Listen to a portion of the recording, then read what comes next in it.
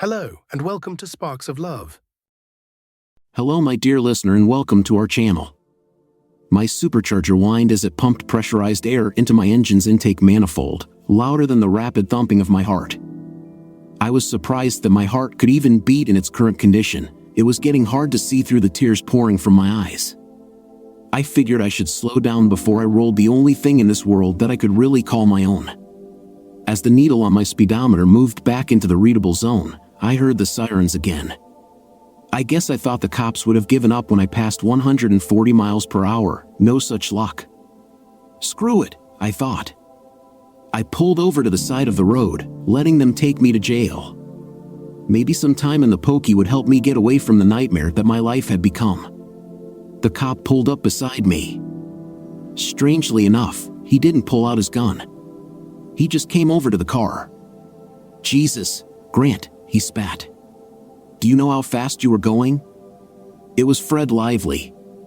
Fred and I had grown up together. We'd been friends for most of our lives until he became a cop. I wondered how the friendship would fare now that I'd become a notorious speeder. I guess I should say felonious speeder because, in some states, including mine, driving over 150 miles per hour on a public road is a felony. What's wrong? He asked. Fred had been at the hospital earlier. When I got there, it was hard to believe, given how I felt or looked right now, that today had started as the happiest day of my life so far. I'd been at the hospital all night after the birth of my first daughter, Brandy, depending on how you wanted to measure it. They'd sent me home last night because I'd been there all day and all night. There had been complications with the birth, nothing life-threatening or life-altering, just a few problems. They said the problems might have been brought about by the fact that my wife, Bonnie, is over 35. It turned out that Brandy, our baby, had an inguinal hernia. It wasn't really serious, but it did require surgery. Though surgery on a newborn sounds really scary, it happens more often than people believe. This was especially true now since more babies were being born to older mothers, older being anything over 30, and my wife was definitely over 30.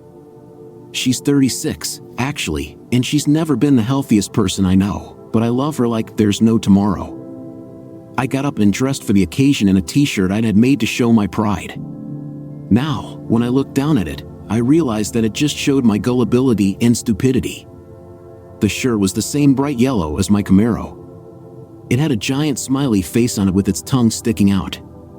Under the smiley face and on the back, the shirt read, "My name is Daddy." Since I was kind of a conservative guy, I'd never normally wear anything that bright. Even the color of my car was unusual for me. I'd been looking for a black Camaro when I bought it, but after test driving the car, I just couldn't give it back. Anyway, as I sat there in my car crying, I realized that I, not the shirt, was the joke. I was the only thing around here for anyone to laugh at. I remembered when my youngest was born a few years ago. Said Fred, I realized that I was locked in for at least 18 more years. I had 18 years of paying for everything and putting myself last, 18 more years of putting my dreams into things that I want to do second. I went a little bit crazy. He looked at me as if he knew what I was going through. I actually went into a depression and had to see a shrink, he said. Things between Grace and I weren't the best back then either. I was going through the male version of postpartum depression. They don't even have a name for it, but a lot of guys get it. I just don't understand you having it, though. You've been looking forward to this baby for a long time. You and Bonnie are the two most in love people I've ever come across. I guess it can hit anyone, though, can it? I didn't say anything. I just wiped my eyes. It was embarrassing to let another man see me with tears on my face. Bonnie is pretty broken up about you leaving the hospital like that, he offered. Why don't I escort you back there? Fred, I just want to go home and get myself together, I said. If you'll allow me to, I just want to go home and think. I promise to drive under the speed limit. You can even escort me there if you want. No need for that, Grant, he said. I'll see you later. Drive safely. He put those weird mirror sunglasses that only cops wear back on, got back into his squad car, and pulled back into traffic. He turned around and went back in the direction of the hospital. I drove up my driveway and stopped my car. I went into the house I had shared with Bonnie and our 2 girls for the past 11 years. I was 23, and Bonnie was 25 when we moved in. I'd known Bonnie and Franklin for 11 years. We were almost total opposites, but we seemed to fit together perfectly. Even at this moment, I kept waiting for her to come into the house and tell me that everything was going to be fine, but everything wasn't going to be fine. Everything was messed up, things were never going to be fine again. I thought about grabbing a beer and sitting down on my deck, but I'm just not like that. I need movement to think. Sitting down and relaxing was Bonnie's idea of how to think. I could only remain still with her near me. I went upstairs into the bedroom that until this moment we shared. I grabbed a pair of running shorts, changed into them, and put on a different t-shirt. I threw the yellow one in the trash. I grabbed my iPod and headed out to run the trails behind our house. Let's see the story from Bonnie's side. My name is Bonnie Martin, and I feel empty. I also feel very lonely, and neither of those feelings would make any sense to anyone who saw me right now. My guess is that the throngs of family, friends, and other well-wishers surrounding me think that I'm tired or sore from giving birth yesterday. Only my very closest friends and family members think they know why I'm upset, and they are partially correct. They realize that my unhappiness has something to do with the fact that my husband and the love of my life left the hospital unexpectedly. My dad tried to make me feel better by telling me that the birth of a child is a traumatic experience for the father, too. He told me that when I was born, he was just overwhelmed and wanted to run out of the hospital and never come back. My dad was smiling as he told me that Grant would be back soon. He just needed some time to get himself together. "Grant is pretty tough," said Daddy. "When you were born, I fainted in the delivery room. Grant was there to cut Bry's umbilical cord. You just watch, he'll be back here any second." Brandy, my youngest daughter, had been born yesterday. We named her Brandy because it was the perfect combination of both of our names without being one of those weird-sounding names they're giving kids these days. I had 2 other daughters, Marie, who was 14, and Tara, who was 8. Marie was the result of a previous relationship I had before I met Grant. I'd gone a little bit crazy and ended up pregnant. The guy I was with at the time took off so fast, it seemed like time went backward in his wake. Marie was 3 years old when I met Grant, but she couldn't remember a time before he was in our lives. As far as she knew, he was her daddy, and no one could ever tell her any different, not that Grant would ever let anyone tell her anything different either. Even when Tara came along, there was always a special bond between Grant and Marie. My daughter thought the sun shone out of her daddy's bum. When Grant and I got married, it was the happiest day of all our lives. Even the wedding was a special day not just for Grant and me, but for the 3 of us. I guess you're imagining a wonderful scene with Marie as the flower girl. Nope. Marie said that she wanted to get married too, so she stood there in front of the preacher with us, holding onto Grant's hand tightly. When we said our I do, there she was, yelling, "Me too." When Grant gave me the traditional first kiss before we were done, there she was, tugging on Grant's pant leg and asking for her turn. Grant, to the delight of our friends and family, picked her up and gave her a peck on the cheek. I knew then that I loved that man more than anything else on the planet. I mean, I knew already that I loved him and wanted to spend the rest of my life with him. After all, that's what a marriage means, right? But at that moment, all of the feelings I previously had for him were simply eclipsed. It was as if my heart and soul just opened up and blended with him. Grant, though not involved in Marie's conception, was her father to a greater degree than anyone else could ever claim. We had no problems, we just settled into an idyllic life. We didn't argue, and we were financially well off. Everything was wine and roses. Our intimate life and our life in general had been just great. There were times when I made Grant stay home from work just so we could have more intimate, even up until 9 months ago when I got pregnant. We had hooky nookie, as we called it, at least once a month, and that was on top of our already robust intimate life. The only problem we had was that I didn't get pregnant when I wanted to. It wasn't just about intimate. I wanted to. I needed to feel Grant's seed growing inside of me and making a little being that was the combination of our genes. When I had Marie, the whole pregnancy was awful. First, I was such a disappointment to my parents. They never expected me to be the daughter who got pregnant without being married. They let me live with them and helped out, but the shame on their faces never went away. Don't get me wrong, they love all of my girls now, but it was me they were disappointed in. Now, married to Grant, I wanted us to share a child and have that experience together. We went to doctors and found out the awful news. We were both extremely healthy, but Grant had a low male hormones count. It wouldn't be impossible for me to get pregnant, but it would take a lot of luck. So we tried for another year or so and then adopted Tara. Tara was only 10 days old when she came home to live with us. Grant and I shared all of the joys and pains of raising another child, and he got to see this one from the beginning. That was 8 years ago, and I look back on it with fond memories. I love both of my girls and Grant as much as the air I breathe. I couldn't live without him. As a gift to him and our family, I still wanted to go through the pregnancy experience again. I guess I wanted to see life the way it was for those pregnant women on TV, lying there in bed while the man they love comes over to rub their stomach and feel their child growing inside of them. I wanted us to go to birthing classes and pick out names together. I wanted to walk around town with my belly just bulging and have everyone who looked at us know that he had put a baby inside of me. Maybe it was my memory of how bad and ashamed I'd been during the time I was pregnant with Marie. Maybe it was the fact that with Tara, we had shared the experience as I wanted, but only the part after she was born. To me, that was only half of what I wanted. I'd have 100 babies with Grant if he wanted. I'd stay pregnant all the time. Maybe I was just a little bit crazy.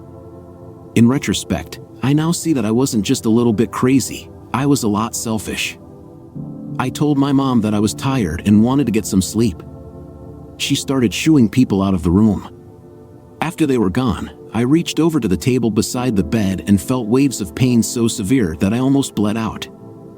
As I gasped in pain, my mother came back and slapped my hand. "Bonnie, don't you want to go home?" she snapped at me. "If you tear your stitches, Brandy may go home before you do." "What are you reaching for?" she asked. "My phone," I said. "I need to call Grant." She didn't say anything, she just handed me the phone. I hit the one key, and my BlackBerry dialed Grant's iPhone. Our phones were set up so they automatically connected. We each had our own ringtone on the other's phone to let us know when we were calling, so there was no need to look at the screen. Even if Grant was screening his calls, my ringtone let him know it was me. The phone rang, and on the second ring, it went to voicemail. That told me exactly how upset Grant was with me. Under normal circumstances, Grant's phone only went to voicemail after the fourth ring.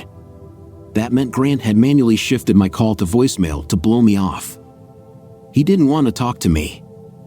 I pretended to talk to him to throw my mother off the track. I didn't want her to know that there was something wrong with us. She watched, smiling, and when I hung up the phone, kissed me on the forehead and told me to go to sleep. As she turned and left the room, she looked back at me. "Why didn't Grant come back here?" she asked. My mother was part of Grant's fan club too. He's not feeling well," I said. And the nurse probably told him that since Brandy had a few complications with her birth, he didn't want to risk making her sick. "Well, that's silly," said my mom. "Why?" I asked. "I think it's great that he already wants to be careful with his newest daughter. Remember, Brandy had to have that surgery last night," began my mom. "Grant gave blood, and he told the doctor to make sure that his blood only went to his daughter. If being around him could make her sick, surely her getting his blood could." I went into shock at my mother's words. I didn't know how truthful her statement was. I wasn't sure that getting blood from someone with a cold could give you a cold or anything like that, but at that moment, I realized that there was a chance that my whole house of cards was about to come tumbling down. "In fact," continued my mother, "it was after Grant spoke to the doctor again this morning that he went running out of here." I had to get my mother out of the room before I broke down and started bawling. "Mom, could you send Brenda in on her way out?" I said. I really need to talk to her about something. My mother just looked puzzled. I'm sure she knew that something was going on, but she just nodded her head and walked out of the room. Meanwhile, Grant had started his running. I had to be very careful as I ran in the mental and emotional state I was in. I wasn't really paying much attention to where I was going or the ground I was running on. Running trails is different from running on a track or on the roads. The surface changes and differs every time you run on it. You have to worry about rain far more. It's not just a case of getting wet, the rain can destabilize your running surface very easily. Anyway, I trucked along at a good pace, trying to lose myself and my problems in the music and the run. I always set my iPod to shuffle. That way, I can just let iTunes fill it up with a random selection of music, and it will play the songs at random as well. It's like having a different playlist every time I run. My music was as random as the ground I ran over. Somehow, though, especially that day, it made me realize that there are no accidents. Perhaps everything we do has already been planned. Maybe there's a divine consciousness or a supreme being sitting on a cloud up there, laughing at me. He or she had probably decided that I'd had enough good luck in my life, so it was time to turn things on me. Somehow, in all of that randomness, my iPod managed to play the most fitting song. Amy Lee, the earthbound goth goddess of depression, sang about my particular relationship. Actually, I was sure that Amy Lee had never heard of me, but it sure as hell felt that way. Nearly all of Evanescence's songs are dreary, but this one seemed to fit my particular depression to a T. I wanted you to be with me for so long, I don't even know why now, sang Amy Lee over a cacophony of guitars and drums. The song Forever Gone, Forever You hit home all too painfully. From the very first second that I'd met Bonnie, I loved her and wanted to spend the rest of my life with her. But at that moment, not only were we over, but I had trouble understanding why I'd ever loved her in the first place. She'd been the one who doubted us, perhaps because she'd already been burned once. She just didn't want to give me a chance. It took 2 weeks of constantly bothering her to get her to go out with me. 2 minutes into our first date, she tripped. I caught her, and we knew that we'd never be apart again. Of course, she claims that she was just playing hard to get. I've often told her that she almost didn't get me. I'd been on the verge of giving up on her and dating someone else. As I've mentioned before, we were total opposites. I'd been really popular all through high school and college. I played sports and hung out with a crowd that liked to party. I'd always had a selection of girls to go out with and to have intimate with, but I made it a point not to ever settle down with one girl. I simply wanted to have fun. I wasn't ready or willing to be tied down to a relationship with any one woman.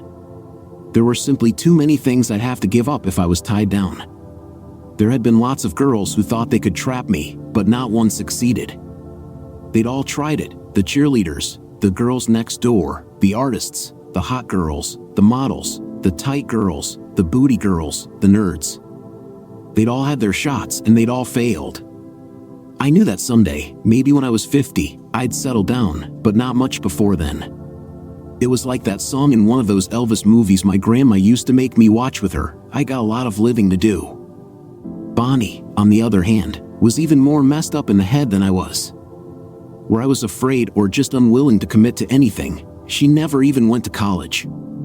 She joined a convent right out of high school to become a nun. She trained and served until she was 23 or 24 before taking her final vows. She decided to take another look at the world outside of the convent. She took a 3-month leave of absence and rented a small apartment.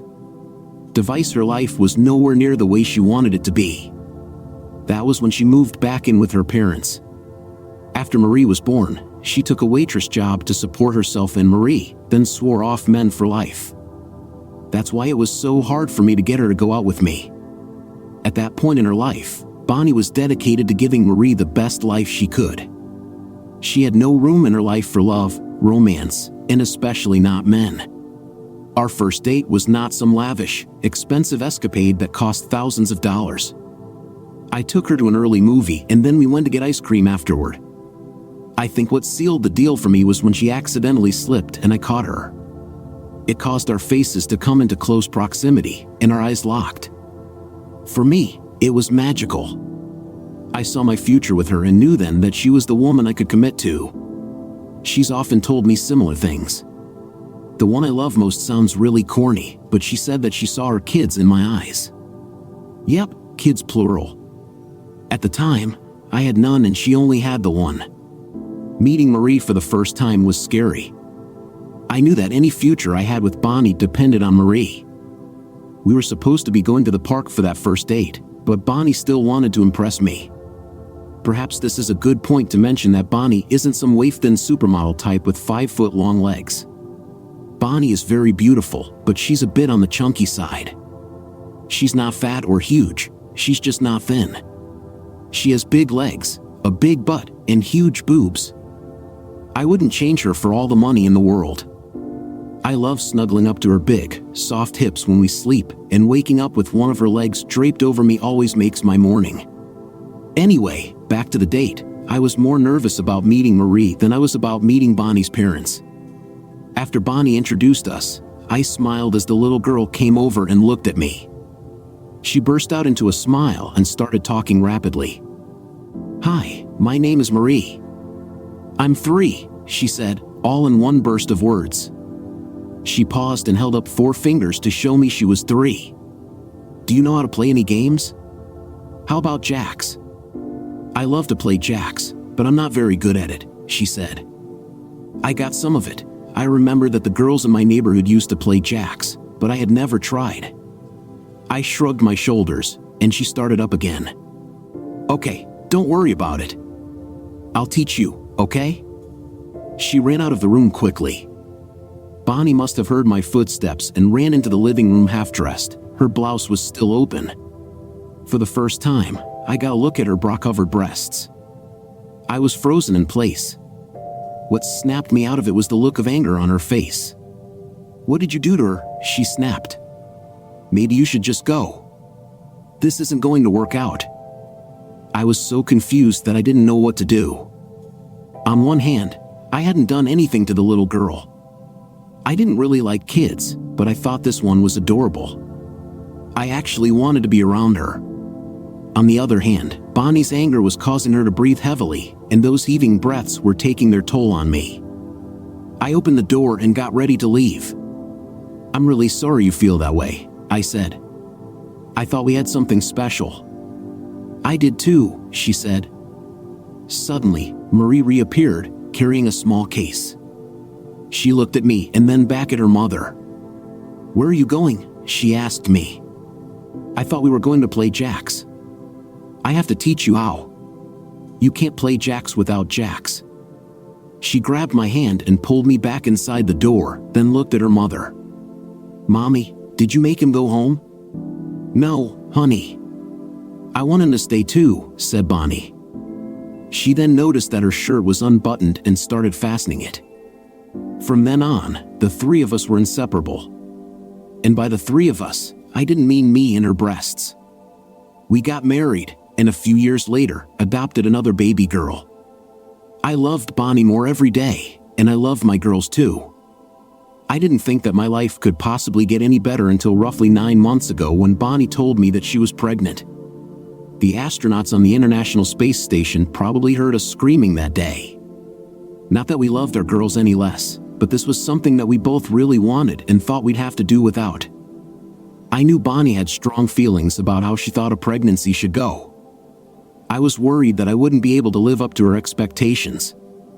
For many women, their dream romantic fantasy revolves around poetry, a trip to Paris, or going out to an elegant affair. For Bonnie, the most romantic, erotic, and sensual thing 2 people can do is have a baby together. You hear a lot about the saying that when 2 people are in love, their souls blend. For Bonnie, the ultimate expression of love was having a baby with the man she loved. She was into the whole belly rubbing, running out in the middle of the night for pickles and ice cream trips. Each day, she got bigger and happier. She also got hornier, if that was even possible. I also had to reassure her that the few pounds she'd gained only made her more attractive to me. I had to develop a kind of radar for exactly what she needed to hear and when she needed to hear it. As I said yesterday, it should have been the happiest moment of my life, other than when Bonnie first told me that she loved me or the day she agreed to marry me. But all of the happiness yesterday brought with silly t-shirts and me handing out bubblegum cigars to everyone I met paled in comparison to the despair I felt when an overworked doctor said those 3 terrible words. I had, as mentioned earlier, arrived at the hospital very early after waking up from my 2 hours of sleep, taking a quick shower, and putting on jeans with my ridiculous t-shirt. When I got to the hospital, I asked the doctor if I needed to give any more blood. He told me that everything was fine, but if they needed any more blood, it would be better if it came from the baby's mother or her biological father. Her biological father? I thought. What the hell was I? Seeing my reaction, the doctor knew he had screwed up. He apologized several times, realizing he might have just gotten himself a lawsuit. The HIPAA laws are very strict when it comes to patient confidentiality. Suddenly, the room felt a lot smaller, and I had trouble breathing. I was overwhelmed by jumbled thoughts. Why wasn't I the baby's biological father? Was I supposed to be? I wasn't Marie's biological dad, nor was I Tara's biological dad. So, was I supposed to be Bry's? Marie wasn't mine. Tara wasn't mine. Now it turned out that Brandy wasn't mine, and obviously, when it came right down to it, Bonnie wasn't mine either. She had definitely had intimate with someone else, and she knew it. After 11 years together, she knew how I felt about her, so I was sure she understood what this would do to me. She probably also knew that Brandy wasn't mine, so she had, besides cheating on me, set out to purposefully deceive me. None of them were mine. Did I have anything that was? I needed to get out and get some air. I pushed brusquely past a bunch of our friends who wanted to wish me well. Though it wasn't their fault, I just didn't have the patience to deal with them right then. I needed to get out of that room before the walls closing in on me crushed me. The nurse told me that my wife had just awakened and had asked for me. At the same time, several of our friends and Bonnie's sister Brenda had seen that stupid shirt and started calling me daddy. It was like I was trapped in a room full of people calling me daddy sarcastically and laughing at me. I really wasn't anyone's daddy, I was just a joke. Everywhere I looked, another smiling face called me daddy. It was like an episode of The Twilight Zone. Then the nurse stepped up and, in a very insistent voice, said, "Daddy, your wife wants to see you right now. Very badly. She said she needs a kiss." "Hey, you better not go," someone said. That's what started this whole thing in the first place. Daddy, I think I must have been temporarily nuts because everything they said seemed to be coming at me in slow motion. Their voices sounded distorted and unnaturally deep, and everything they said, no matter how innocent, dripped with sarcasm. "Daddy, Daddy, your wife wants to see you. Daddy, no more kisses for you, Daddy." These were my family and friends, but suddenly, I hated every goddamn one of them. If I could have pushed a button and set off a bomb at that moment, that hospital would be a smoking crater in the middle of the city. Screw her! I screamed at the top of my lungs. Everyone in the room stopped and stared at me. Except for the beeping of machines and computers, there was abject silence. Then, after a few moments, someone, getting over their shock, said, "You already did. That's why we're here." The next thing I remember was being in the parking lot, starting my car, and the sound of my tires shredding as I peeled out of there, lost in my thoughts. Back on the trails, I ran faster and faster over the uneven ground, with only Amy Lee's depressing wail as my companion. Back at the hospital, Brenda Franklin walked into the room and stood beside her sister's bed. On the surface, the two sisters couldn't have been more different. Beneath the surface, the differences were even greater. Brought up with similar values, one would expect the sisters to share similar personalities and values, but they didn't. While Bonnie entered the convent in her 20s, Brenda became a model. Bonnie was either voluptuous or chunky, depending on how generous you were. Brenda was very svelte, as her career dictated. Bonnie could go shopping, and most people wouldn't remember seeing her. Men's heads snapped nearly off their necks trying to catch a glimpse of Brenda.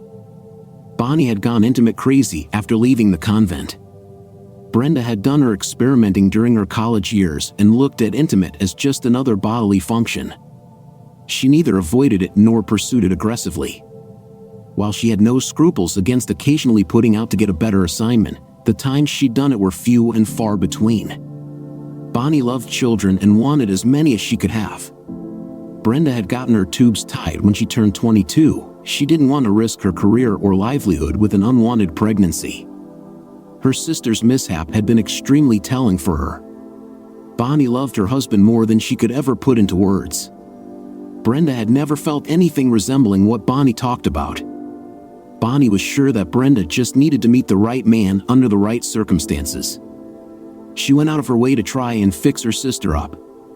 Sometimes Brenda very gently rebuffed her sister's attempts at matchmaking, knowing that when she was ready, the right man would come around. Brenda looked down at her sister in the hospital bed. She shook her head. All the talk about new mothers looking radiant was pure bullshit. Bonnie looked like hell. Her hair was all over the place. She didn't have any makeup on, and she looked like she was about to cry at any moment. There were a couple of tubes pumping God knows what combination of chemicals into her veins. There was no way that Brenda would ever go through all of that just to bring another mouth to feed into the world.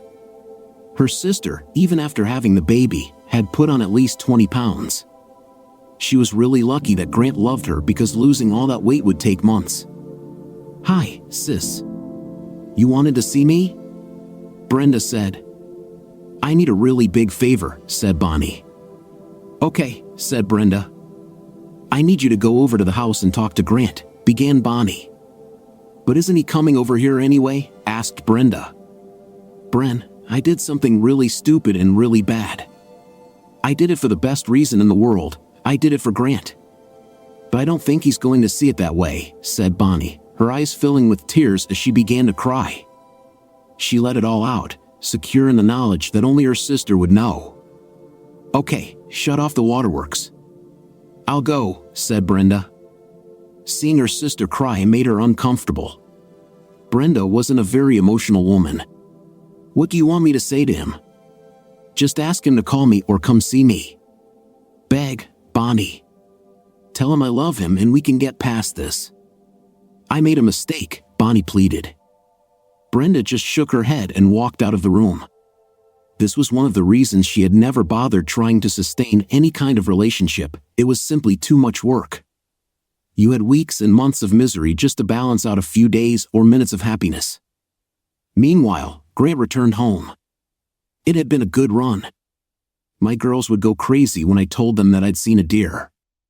I also saw lots of squirrels in a variety of colors, several chipmunks, a raccoon, and a skunk that I gave a wide berth. As I dragged my tired body into the house, it surprisingly no longer felt like home. I was tired, but it was a good tired. I realized what I had tried to do unconsciously and had almost succeeded in doing. I was trying to run myself into the ground so I'd be too exhausted to sit down and think about what Bonnie had done to us, not just what she had done to me. Her actions had changed our whole family. I had to dwell on the fact that while I was in the hospital, I had actually considered Marie not to be my child. That was the most insidious part of this whole situation. Most of us are enlightened enough these days to fool ourselves into thinking we don't judge others by their skin color, nationality, or age. We believe that these things are remnants of a less enlightened age. Then, in a fit of anger, we scream out a racial slur or call someone an ethnic slur, and we're forced to take an even more serious look at ourselves. At the same time, all our friends use our outbursts to pin a label on us and to elevate themselves in their own eyes because they are now morally superior to us, until it happens to them. For the past 11 years, Marie has been my daughter. She has my last name. I couldn't have loved her more if a doctor had pulled her kicking and screaming out of the end of my device. But in a fit of anger, I had at least in my thoughts either decided or realized that she wasn't mine. If she isn't, then whose daughter is she? If you added up the hours, there is no person on the planet, including Bonnie, who has spent more time with Marie than I have. I would gladly die for her. Does the amount of time I spend with her make up for the 1, 2, or possibly 3 drops of male hormones that some unknown guy deposited in Bonnie to make her? Does the fact that he's never seen her and probably couldn't pick her out of a group of girls her age if his life depended on it mean anything? What about Tara? Is she more mine than Marie is because Bonnie and I adopted her together? And the new baby, Brandy, if neither of the others is my biological child, why do I hate her so much already when only 24 hours ago I was so ready to love her? In fact, I did love her for the first brief hours of her life until I discovered that she and I were both victims of her mother's betrayal. What about Bonnie? She told me about her wild days. Obviously, what we had means nothing to her. She probably just got bored and needed more excitement. She decided that she could just get it on the side while I worked my bum off to support her. She screwed up and got pregnant again. No problem, this time, she already had a sucker in position to take care of her. All of that about how we finally got lucky and how wonderful and beautiful it was just so she could get me to raise someone else's kid. Every day when I dragged my body off to work, they were probably lying in my bed, laughing at me. The biggest question was, what was I going to do about it? I couldn't stay married to Bonnie, though I loved her with all my heart. This just couldn't be fixed. The worst thing about it was what this would do to my girls. Under the best possible outcome, this would tear the family apart. I ran all the various scenarios through my head as I cracked a beer and sat on my deck. What I wanted to do most was divorce the cheating witch and somehow obtain custody of my girls. I'd suffer for a while, but I'd get over Bonnie in time. I wasn't sure the girls would. There would come a time when they'd need that female influence in their lives. Even if I were married, the person I married would get a lot of resentment for daring to try to replace their mom. The second possibility was even worse for me and exactly the same for the girls. If I divorced Bonnie and she got custody, I'd only be able to see my girls on weekends and holidays. Maybe I'd see them at the odd school function or birthday. That would be hell. It simply wouldn't be enough. That scenario would also bring complications. They'd live with Bonnie's new partner, and they'd be her sisters too. So, after a while, when I stopped by to pick them up or brought them presents, things would be awkward. My claims that she had her own father would be hard for them to understand. I hated that version. Lastly, the best short-term solution for my girls would be if I could simply accept Bonnie's cheating and move on. There was no way I'd ever accept or love that child. I could sit down with Bonnie and explain that I wanted nothing to do with her or her child, but that we could stay together and pretend to be a family for the sake of my daughters. Once they were old enough to understand what was going on, we'd reassess the situation. It would mean daily contact with Bonnie and her baby. That child, through no fault of its own, would be a constant reminder that Bonnie had destroyed our family.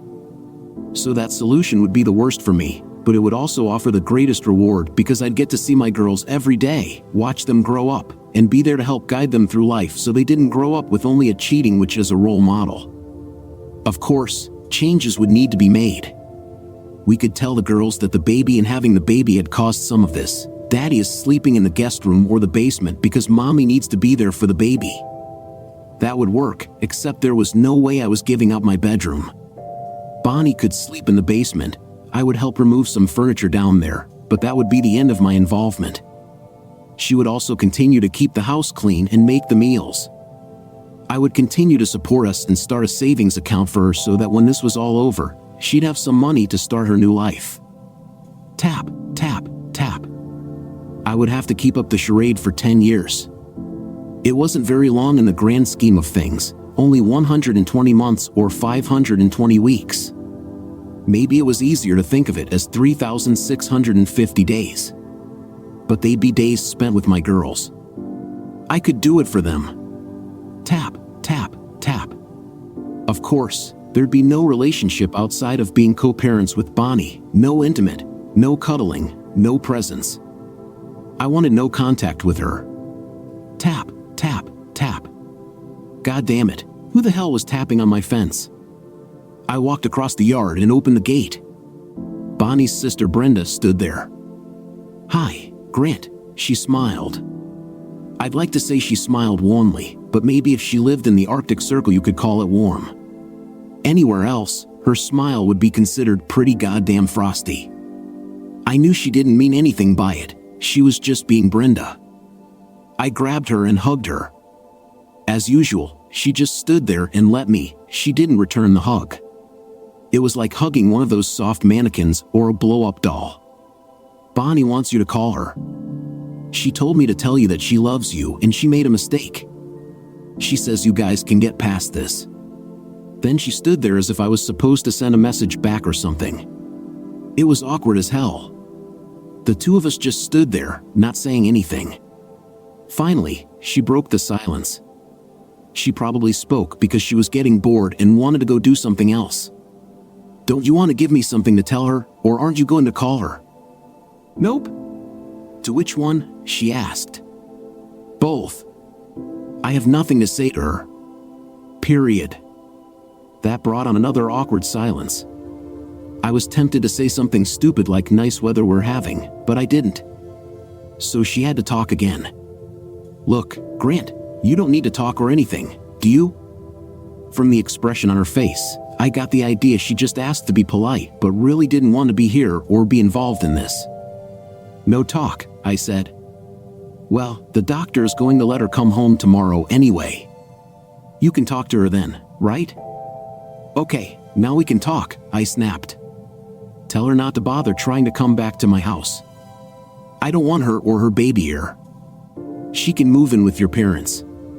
Brenda jumped back. I think she was shocked at my tone and the vehemence in my voice. Grant, what's going on? You and my sister are in love and all of that. Why can't she come home? Ask her to explain it to you," I snapped. "But Grant, she can't stay with our parents. Mom and Dad have Marie and Tara right now. There's not enough room for them, the new baby, and Bonnie. You guys can work it out. My girls can always come home or stay with your parents. Bonnie could move in with you or she could move in with your parents. If the girls come home, I'll try to tell her that," said Brenda.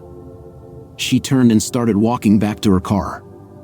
At the last second, before I closed the gate, she looked at me and said, "I don't know what my sister did, but I do know that she loves you very much." I closed and locked the gate and went back to drinking.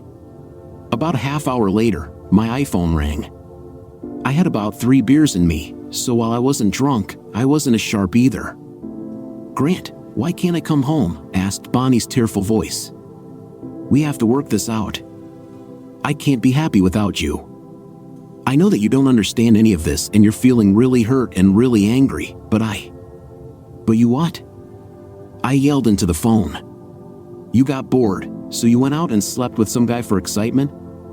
"No, I did it for us." I was floored. This was out of her cotton-picking mind. I had nothing to say. I couldn't think of one word that would make any of this real. This was our dream, and it was wonderful.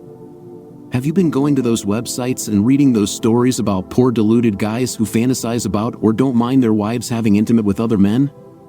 Because you should know that I'm not like that at all. Bonnie started crying and bawling into the phone. I just hung up on her. A short time later, she called back. This time my brain was functioning, so I didn't answer the phone. A couple of hours later, the phone rang again. I looked at my caller ID and saw that it wasn't Bonnie's number, it was her parents' home phone. I answered it. I didn't want to be rude to her parents, they had never treated me badly, so there was no need for me to do it to them. "Daddy, I have a question for you," said Marie. "Hi, Angel," I replied. Despite my need to be depressed and angry, there was no way I could ever take it out on her. That nasty voice in the back of my mind finished the sentence for me, even if she isn't mine. "If you're home, why am I stuck here at Grandma's house?" she asked. "I didn't mind being here while you were at the hospital with Mom, but I should be with you. Come and get me." "Angel, I would love to," I said, and I wasn't lying. But I've had a couple of beers, so I really shouldn't be driving. I especially shouldn't drive with my baby in the car. "Oh, Daddy," she giggled, "I'm not your baby anymore. I'm your teenager. I'm 14. "Marie, you'll always be my baby," I said. "No matter what happens and no matter what anyone says." Before she could reply, I heard another voice in the background. "Daddy, I'm your baby," said Tara. "Brandy can be Mom's baby, and I can be yours since Marie is so old now." I couldn't help but laugh. Then Bonnie's father came on the line. "Grant, what is going on?" "Bonnie's been crying all day, and I know that you not coming back to the hospital had something to do with it. She won't tell me what this is all about, but whatever it is, the two of you need to talk." You can't settle anything without talking." "You're absolutely right, sir," I said. "I'll stop by the hospital tomorrow and talk to her." "Aren't you going to bring her home?" he asked. "It's possible, but not very likely," I said. The next morning, bright and early, I went to the hospital. There were a few cheers when I walked in. Several people told me they'd been sure I'd come back. I ignored them all. A couple of the nurses mentioned they'd seen lots of cases of the daddy jitters. I went into Bonnie's room and stood by the door for a few seconds before she noticed me. A nurse was disconnecting the tubes and electrodes that linked her to the monitoring machines and gave her meds and painkillers. When she saw me, her whole face lit up, and she held out her arms to me. Everything inside me wanted to go to her and hug her, but I didn't. The nurse cautioned her because she'd almost torn out one of the needles in her arm. I waited a few moments, and the nurse left the room. "You can come over here and sit by me," said Bonnie sadly. "Maybe you should lock the door." Her voice had taken on a harder edge. "Before we get into this and I try to pull your head out of your bum, I need to ask you a question. Why did you lie to your daughter last night?" "I didn't think I should bring her home without asking you," I said. "Grant, when I didn't want her to play volleyball, you signed her up anyway.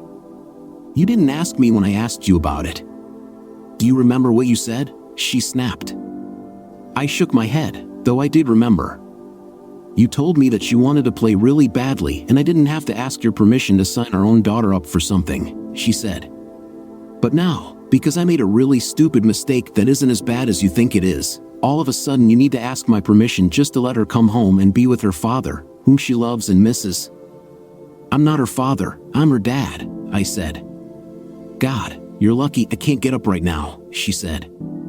"I swear, as much as I want you to hold me, I'd slap the hell out of you first. You were her dad and her daddy and her father and her pop and all of those other stupid names for the man who raised her and loves her. Don't let your stupid ego hurt our daughter, Grant. I messed up, not her.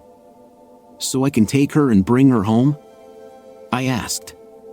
"Of course you can, silly. We were never going to do anything different," she said. "They belong with you." "Well, that should make things easy for your parents," I said. "Of course it will," she smiled. "Your girls were probably driving them crazy. Now they'll have a little peace and privacy back. You know they still do it, don't you?" I asked. "We're going to be like that too. How are they going to have any privacy or quiet with the baby screaming and crying?" "Grant, what are you talking about?" she asked. "Well, Brenda told me that your parents didn't have enough room in their house for you, your baby, and the girls. So if I take the girls with me until we figure out what we're going to do, then there shouldn't be a problem, right?" She looked as if she were a balloon and all of the air had just been released. "What do you mean, until we work this out?" she asked. "You make it seem like there's a chance that we won't. And what the hell do you mean, my baby? Grant, please don't take this out on an innocent baby. She's our baby. From the first second that I found out I was pregnant, you've been there for both me and her. You spoke to her every day while she was in my womb, and now you want to abandon her? You rubbed my tummy, you felt her kick, you told her all about us and our family and all the things we were going to do. And now suddenly you're not her father?" Bonnie tried to sit up in bed. It caused her some degree of pain, but I was unmoved. "Don't you see, honey? It was the best pregnancy possible. It was so romantic, it brought us even closer together. And you're going to be the perfect father. That was what this was all about from the beginning. It was everything I wanted for us, it was everything I dreamed of." Suddenly, it was all clear. I had been under the impression that Bonnie had reverted to her old, intimate crazy mentality. I thought this was all some kind of terrible accident. My theory had been that she'd gone out looking for intimate since I wasn't enough for her and ended up pregnant. But this was far worse. In my version, I hated her and I hated her baby because they both reminded me that I was inadequate.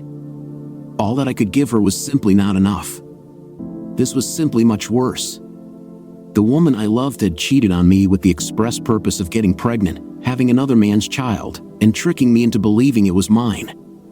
Her child had been no accident, Born of carelessness or bad luck, this had been a planned betrayal. My heart hurt even more, though I hadn't thought that was possible. My eyes filled with tears, and I had to look away from her. You understand, don't you? You see it now, right? She said. I needed for us to have a baby together. Grant, I love you so much that I just had to share this experience with you. And as much as I wanted it to be ours, it just didn't happen. I dreamed of us making love the way we always do and your seed growing into a baby inside me. I prayed for it. I craved it. I wanted us to do all the things we did while I was pregnant. It was wonderful, so wonderful. I swear that she'll be all yours, just like the others. No one will ever know. Yeah, I said slowly, trying to keep the anger out of my voice and keep my voice down. No one will ever know that the woman I foolishly believed loved me the way I love her opened her legs and got drilled by God knows who just to fulfill her selfish fantasy. No one will ever know that our life together just wasn't enough for you. They won't know that I wasn't enough for you. I guess they won't know that you broke my heart. But God damn it, they're going to know that this farce ended. They're going to know that I had some degree of pride. They're going to know it because we're over. No, we're not, she screamed. I noticed faces at the viewing pane in the door. We're never going to be over. I love you, Grant. It was only intimate, and it only happened twice. I hate that a-hole. I didn't enjoy it both times. I wanted to kill that smug a-hole, but it was necessary. I did it for us and for our baby. It's over now. We're going to be fine. No, Bonnie, we were fine. We were already fine. We had a great life, me, you, and our girls. I loved you all more than I could ever say, but you screwed it up royally, I said. When I first got here, I had 3 plans in mind. I had 3 ways to pull us out of the mess you dropped us into. I didn't know which one to choose, so I wanted to talk them over with you and decide which one to go for together. But now I'm back to square one. There's something wrong with you. I can't make any kind of decisions with you. I'll never be able to trust you again. What were the plans? She asked quietly. We get a divorce and I get custody, I said. Are you crazy? No, I didn't want custody of your baby. I only wanted the other 2. What about me? She asked. Who'd get custody of me? I don't care. I assumed you'd end up staying with your lover, Sergeant Sin, or whoever you like. His tool isn't as big as yours, I said sadly. I don't want to be with him.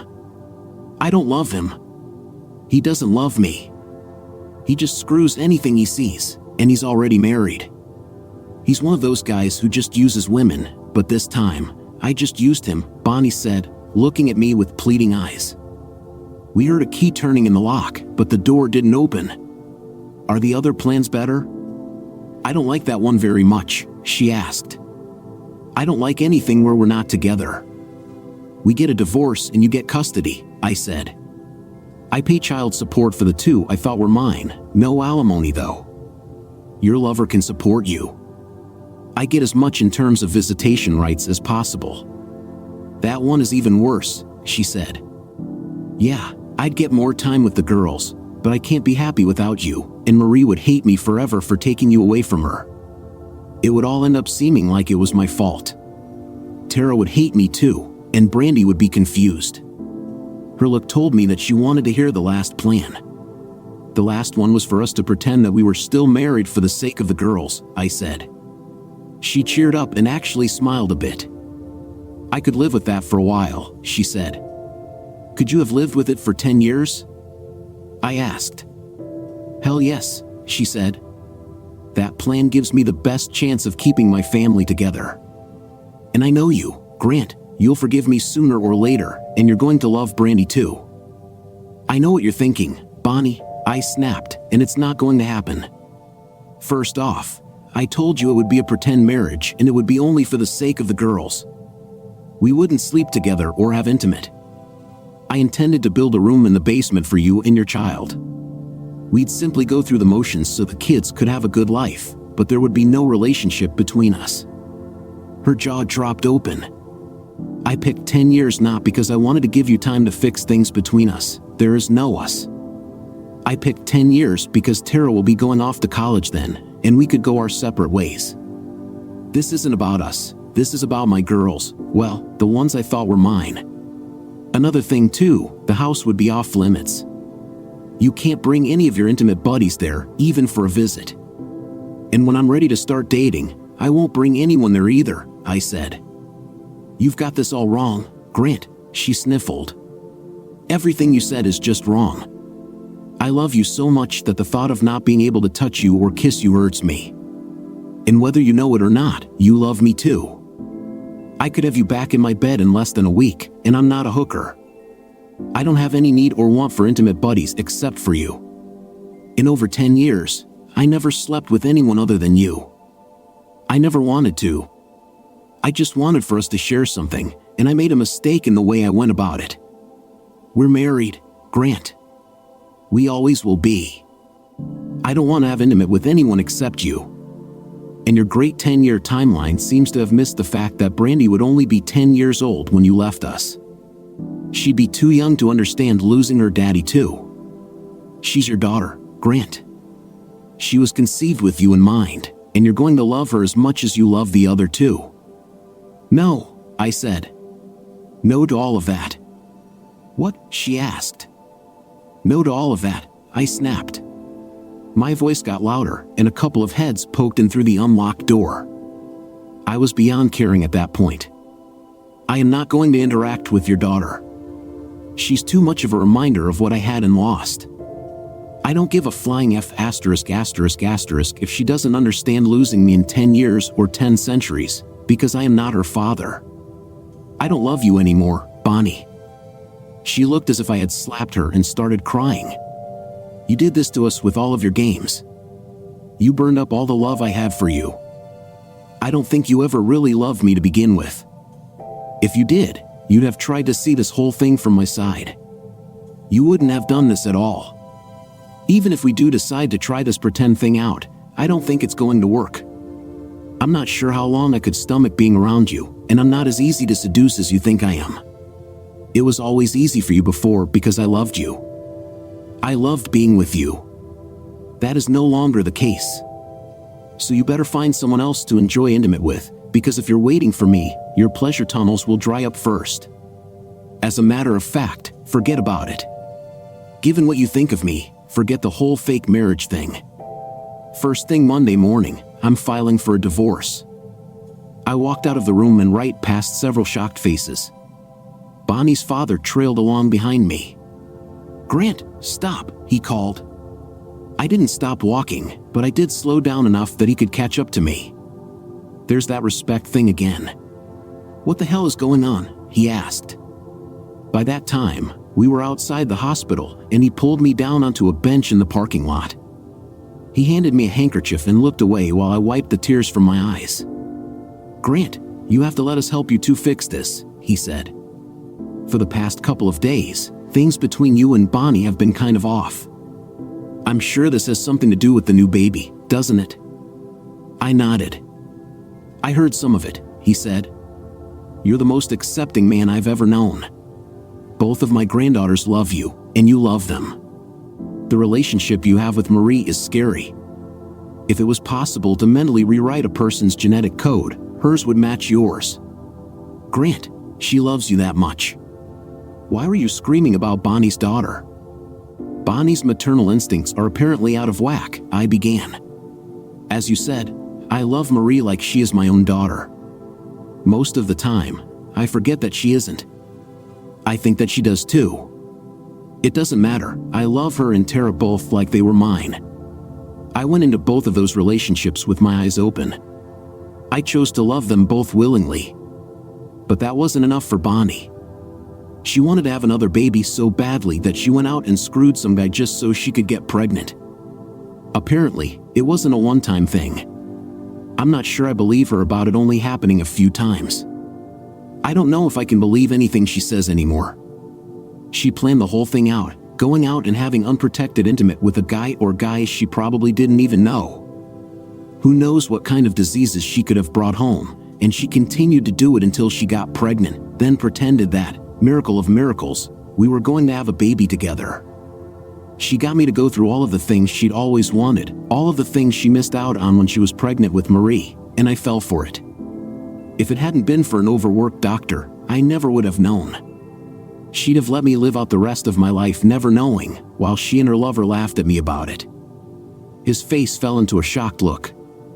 He wasn't sure his daughter was capable of something like that. I'm not going along with her plan, I said. It was one thing for me to play along blindly when I didn't know, but now that I do, I feel like George Jetson, and I just want to get off this crazy thing. What do you want to do? He asked.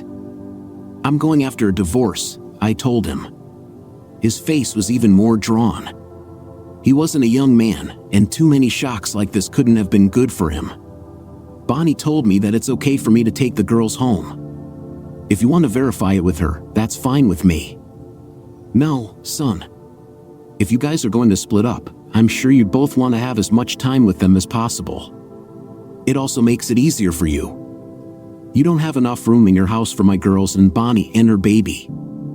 He just nodded. But your house is bigger.